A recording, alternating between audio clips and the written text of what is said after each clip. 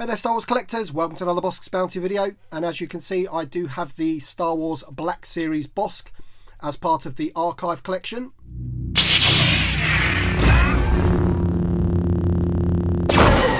So this is a new line of figures by Hasbro called the Black Series Archive, and basically it's given collectors a chance to get figures that they may not have been able to get back in the day in 2015 when these particular figures were released.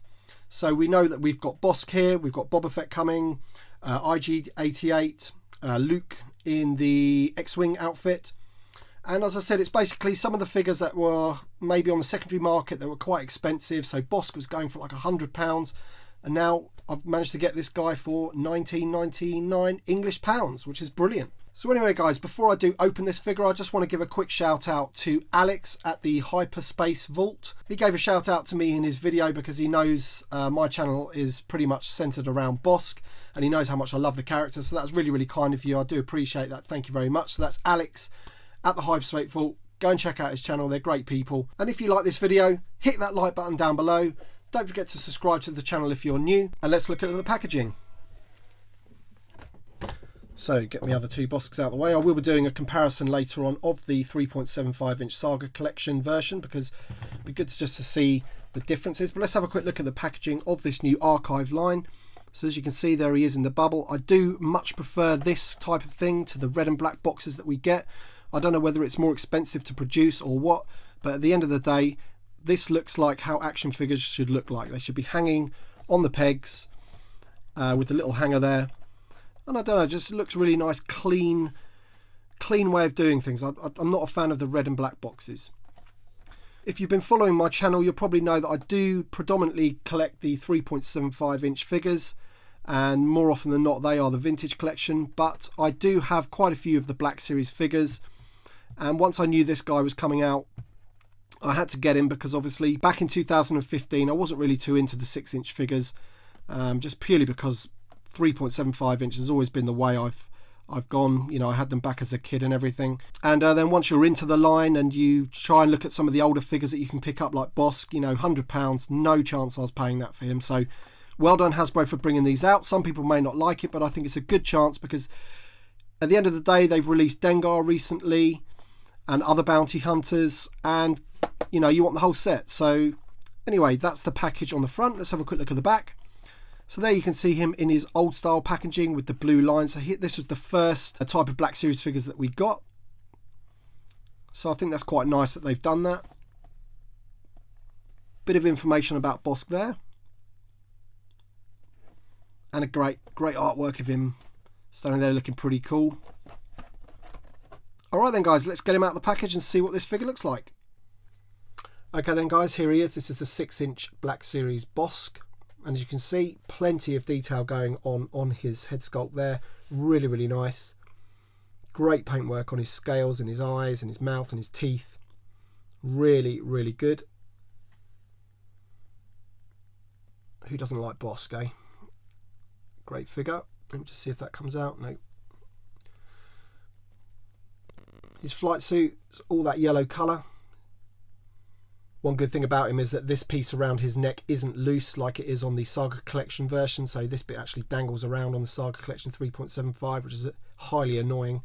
It's probably the only thing that is annoying about that figure, but as you can see, it's actually moulded onto his chest there.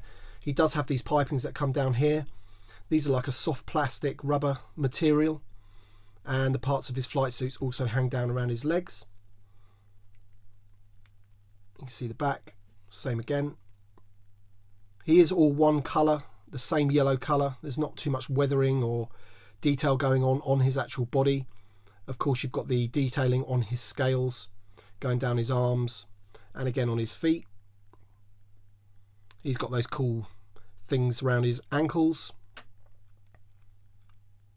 don't know whether they're like grenades or something, or ammo or something like that. Nice little belt going on there with some detailing of silver. Nice silver buckle there, so the paintwork's pretty good. Now as far as I'm aware, this guy is pretty much exactly like the one that came out in 2015. I've seen some other reviews where the paintwork is a slightly different shade of green, but all in all he is pretty much exact. Now, as with the original 2015 one, his jaw does move. It is articulated. But as you can see, they haven't actually fixed the drop jaw on the right or the left-hand side of his head there. If you look on the right, it's absolutely fine. So it's nice and flush in his jaw, rather. And the one on the left there, it's just slightly dropped. So it's a little bit annoying. His mouth does stay closed and does stay open, which is great. You can just see his tongue in there lifting up. Great bit of detail. Now, there's hardly any other movement on his head, unfortunately, so he can look left and right, which is all good, but there's not too much up and down there. Not too much no side to side. So it's literally, I don't even think that's going to be on a ball particularly. That's hardly any movement at all. He does have articulation in his shoulders. They go all the way around like that. He's obviously got the elbow joint, which is cool. He also does have movement on his sort of lower arm there, which that goes around like that. The wrist spin. And we do have a hinge in there as well, which you can just see there. So that just rocks like that. Slight movement on his upper torso. Not too much though with the piping. Very stiff as well. Nothing on the waist. He does have splits on the upper thigh, and his legs go pretty high up, really, considering that they're restricted with all that strapping that's coming down there. So the movement's pretty good. As I said before, he does have a split at the upper leg, so he can go like that, and he does have double knee joints, so he can kick right back up, but it doesn't go too far. And then he does have the ankle joints there, and obviously on a rocker, so they spin nicely like that. So it's pretty good. Now, the accessory that he comes with is a standard sort of Bossk looking blaster. I don't know what this blaster's called. If you can let me know what it's called, let me know in the comments down below. And it comes with a sort of beige strap, soft plastic, so you can put that over his shoulder or over his shoulder and back like that, which looks pretty cool. And if he's going to hold it, then he holds it in his left hand, because his left hand is the hand that he holds his gun in. And that looks pretty good like that as well. So there you go.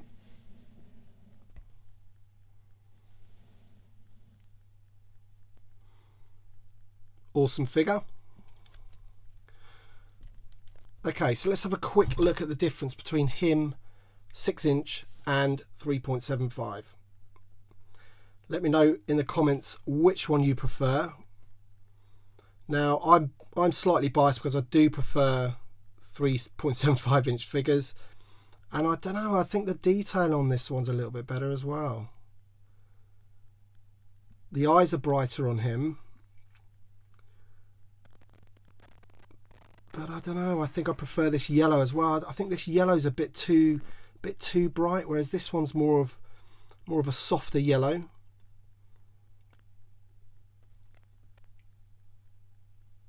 I don't know, I'll let you decide. I prefer this one, but there you go.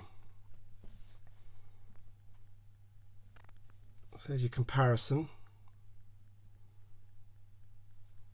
I mean, they're both awesome. Obviously, they're both great Bossk figures, but I just have to shade the 3.75", I'm afraid. But still, great 6" figure. Let me know what you think of this figure in the comments below.